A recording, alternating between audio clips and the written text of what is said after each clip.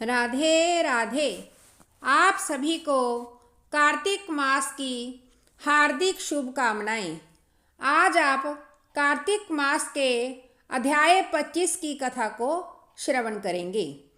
इस कथा में हम कार्तिक शुक्ला अष्टमी, जिसको गोपा अष्टमी भी कहते हैं, उसका महात्म्य सुनेंगे।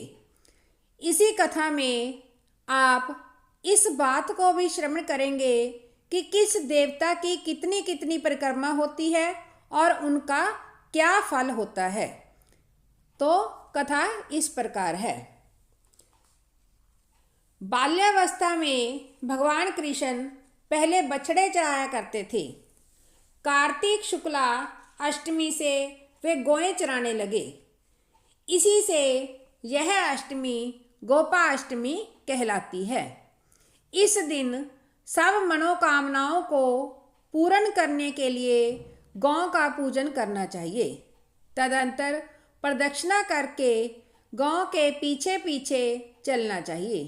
श्री कृष्ण जी की परम प्रिया श्री राधा जी के नाम से विख्यात राधा कुंड में स्नान करके जो श्री कृष्ण जी का पूजन करता है, उसके सब पाप गोधूलि से नाश को प्राप्त हो जाते हैं। इस दिन गोधूलि के समय गौओं के पीछे पीछे चलने से सैकड़ों जन्मों के पाप दूर हो जाते हैं। इस दिन गौ का दान करने से असंख्य गौओं के दान का फल मिलता है। यदि इस दिन सायंकाल के समय श्रवण नक्षत्र हो तो वह जयंती योग होता है। उसमें स्नान दान करने से मनुष्य शीघ्र ही मोक्ष को प्राप्त हो जाता है। अब सुनिए कि किस देवता की कितनी कितनी परिक्रमा होती है और उनका क्या क्या फल होता है। भगवती देवी की एक परिक्रमा, सूर्य की 7, अग्नि की 7, गणेश जी की 3, शिव जी की आधी, पितरों की 3 अथवा 4 तथा विष्णु की 4 परिक्रमा होती है। इस संबंध में एक पुरातन इतिहास जो ब्रह्मा जी का कहा हुआ है, जिसमें बृहस्पति जी और इंद्र का संवाद है, वह हम सुनते हैं। वैवस्वत मनवंतर में एक समय सब देवताओं सहित इंद्र बृहस्पति जी के पास जाकर उनसे पूछने लगे कि हे गुरुदेव, ब्रह्मा काल से पहले यह सृष्टि कैसी थी? इंद्र तथा अन्य देवगण कैसे थे और उनका कर्म कैसा था? यह सुनकर बृहस्पति जी कहने लगे, उस समय की बात तो हम भी नहीं बता सकते, क्योंकि उस समय को 6 मनवंतर बीत चुके हैं। परंतु आपके ही नगर में एक सुधर्मा नाम वाला है, वह सब कुछ बता सकता है, अतएव उसके पास चलिए। तब बृहस्पति जी सब देवों तथा इंद्र को साथ लेकर सुधर्मा के पास आए। सुधर्मा ने गुरु जी सहित इंद्र आदि देवों का पूजन और आदर सत्कार किया। इंद्र सुधर्मा की राज्य लक्ष्मी और वैभव देखकर दंग रह गया। तत्पश्चात कहने लगा कि हे सुधर्मा, इतनी लक्ष्मी तुमको कैसे प्राप्त हुई? तुमने कौन सा यज्ञ, दान अथवा तप किया था तथा ब्रह्मकल्प से पहले की बात तुम कैसे जानते हो? यह सब हमसे कहो। सुधर्मा कहने लगा, हे इंद्र, जब चारों युगों की 1000 चौकड़ी बीत जाती है, तब ब्रह्मा का एक दिन होता है। उस एक दिन में 14 मनु और इंद्र होते हैं। जब हम विष्णु लोक में थे, तब वहाँ पर रहते हमारे सामने इतने ब्रह्मा हो चुके हैं कि उनकी हम गणना नहीं कर सकते। उसके पश्चात जब हम यहाँ स्वर्ग में आए हैं, सो हमने जो भी अच्छा कर्म किया और जिसके कारण हमने इतनी लंबी आयु पाई उसको सुनो। पहले जन्म में हम मांस खाने वाले गिद्ध थे।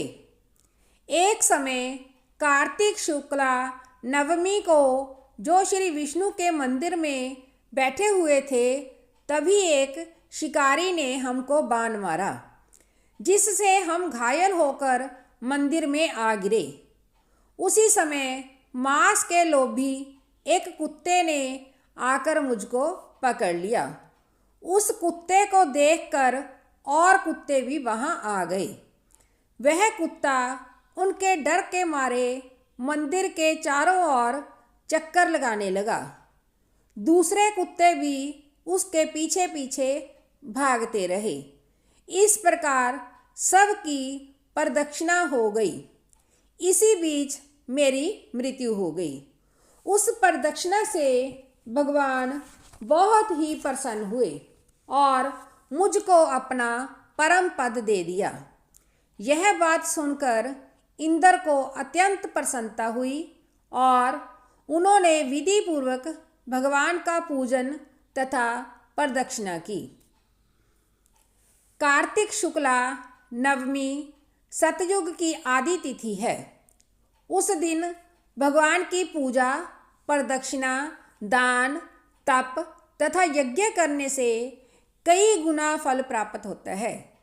यदि कार्तिक कृष्णा नवमी को मथुरा में जाकर भगवान की पूजा व प्रदक्षिणा की जाए तो उसके फल का तो कहना ही क्या है। प्रदक्षिणा करने में जितने पग उठते हैं उसके उतने ही कुल वैकुंठ में जाते हैं। यदि मथुरापुरी दूर हो तो अन्य किसी स्थान पर प्रदक्षिणा करें। यदि वह भी न हो सके तो ब्राह्मण, विष्णु की मूर्ति, गौ या गौ का स्थान, शालिग्राम और तुलसी की प्रदक्षिणा कर लें।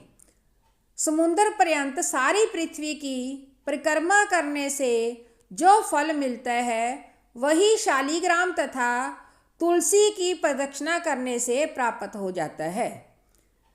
गायें, ब्राह्मण, देव मंदिर, यह सब शालिग्राम की मूर्ति के बराबर हैं।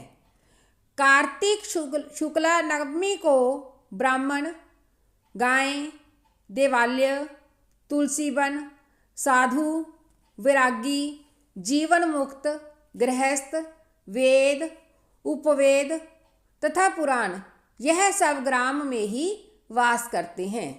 यदि ग्राम की प्रदक्षिणा करनी हो तो प्रातःकाल उठकर स्नान आदि से निवृत्त हो कमंडल हाथ में ले लें।